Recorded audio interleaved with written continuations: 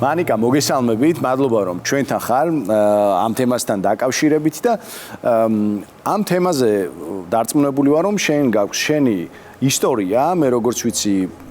არც თუ ისე სასიამოვნო ისტორია არის პირველ ძიძას რაც შეეხება. მოდი გაგვიზიარე უპირველეს ყოვლისა, როდის გაჩნდა საჭიროება, როდის მიხვდი რომ მქონდათ საჭიროება იმისა რომ ძიძა მოგეძებნათ, რამდენად მარტივი იყო ეს პროცესი და შემდეგ როგორ დასრულდა. კი ბატონო, მოგესალმებით, სტუმრებს მივესალმები, ტელემაყურებელს რა თქმა უნდა, ხო ისეთი თემაა, რომ მართლა ყველას აინტერესებს და დღემდე რაღაცა ტკივილის დონემდე არის, რომ კარგი ძიძა მაპოვნინე, იმიტომ რომ ჩემს გარშემო ძალიან ბევრ ადამიანს ყავს ბავშვი და არ არის მათთვის, ასე ვთქვათ, სასურველი ძიძა. ყველას თავისი კრიტერიუმები აქვს, ბუნებრივია. გისმენდით და ახლა ვიხდგენდი ჩემს მოგონებებს, იმიტომ რომ ჩემი შვილი უკვე 13 წლის გახდება წელს შესაბამისად. რამდენიმე წლის წინანდელი ამბავია, გიოს უკვე ბევრი წელია ძიძა აღარ ყავს, თუმცა ძალიან პატარაობიდანვე 2 თვის იყო, როცა საჭიროება დადგა, იმიტომ რომ მეც პატარა ვიყავი, 20 წლის ვხდებოდი და ვმუშაობდი. ბუნებრივია და არა სადღეღამისო, არამედ დღის საათებში მჭირდებოდა დამხმარე ადამიანი, რომელიც ასე ვთქვათ, მე მგონი რომ ამ ასაკის ბავშვის მოვლა არ არის ძალიან რთული, იმიტომ რომ ელემენტარულია, ან შია, ან ეძინება, მაგრამ არის ძალიან საპასუხისმგებლო, იმიტომ რომ ყოველი წამი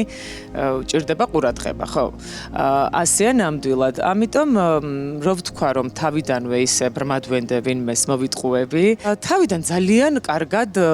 მივიღე ეს ადამიანი ჩემთვისაც, როცა სახლში ადამიანს შემოვუშვებ და ჩემთვის ყველაზე ძვირფასი ადამიანი უნდა მანდო, რაღაცნაირად ვცდილობ რომ როგორც ოჯახის წევრს ესე შევხედო და არ იგრძნოს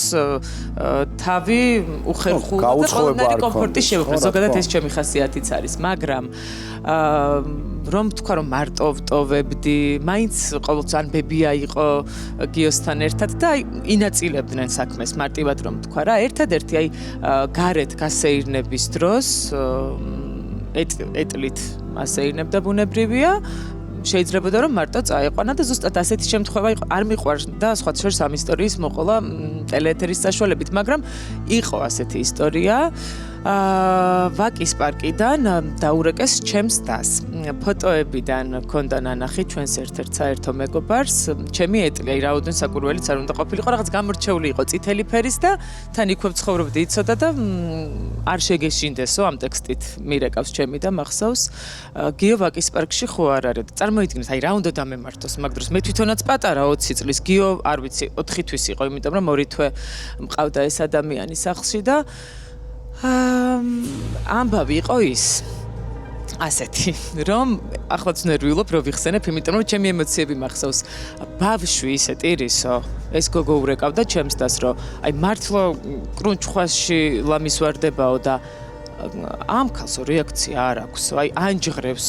ეტლს და არაფერს არ შვება და ამ დროს ხო ბავშვი როტირის 4 თვის ბავშვი რა უნდა ანშია, ან ეძინება, ან რაღაცა აწუხებს, ხო უნდა ამოიყვანო დააწყნა, რომ ანუ ელემენტარულ რაღაცას მოითხოვს, არა რაღაც განსაკუთრებულ უნარ ჩვევებს და მე სანამ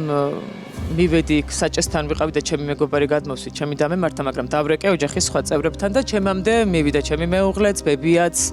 სხვათა შორის ეს ქალბატონი არ მინახავს მე, იმიტომ რომ ისე ვინერვიულე, რომ არ მქონ. თან დღეს ალბათ სხვანაირად აღვიქვამდი კიდე ყველაფერს და ალბათ უფრო მეც უსაყვედურებდი და უფრო გაუბრაზდებოდი და იმ მომენტში უბრალოდ ჩემთვის მნიშვნელოვანი ის იყო, რომ დავწყნარდი, რომ გიო კარგად იყო და ჩემამდე მივიდნენ და ამშვიდეს, ბავშვი წამოიყვანეს და ისე უხმოდ დავემშვიდობი ამ ადამიანს, თუმცა რა თქმა უნდა ჩემს მაგივრად იქ ბებია ჩაერია და ალბათ უთხრა სათქმელი, უბრალოდ ჩემთვის გასაკვირი იყო, რომ ვერ მიხვდა, ანუ ვერ მიხვდა რა დააშავა და რამ გამოიწვია ეს და იცი რა, ალბათ ეს შეგრძნების დონეზე უნდა გქონდეს, ანუ ბავშვის ტირილი თუ არ გაწუხებს,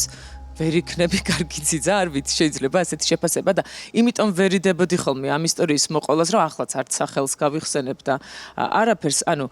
ცემა არ ყოფილა, რაღაცა ისეთი არ ყოფილა, 4 თვის ბავშვი თუ ფიზიკური ძალადობა მექნებოდა მოსაყოლი, ალბათ მართლა სრულ ჭკუაზე შეიძლება და არ ყოფილიყავი, მაგრამ აი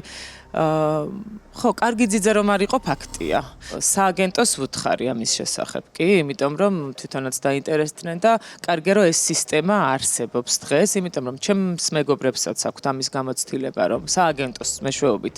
უპოვიათ კარგი ძიძა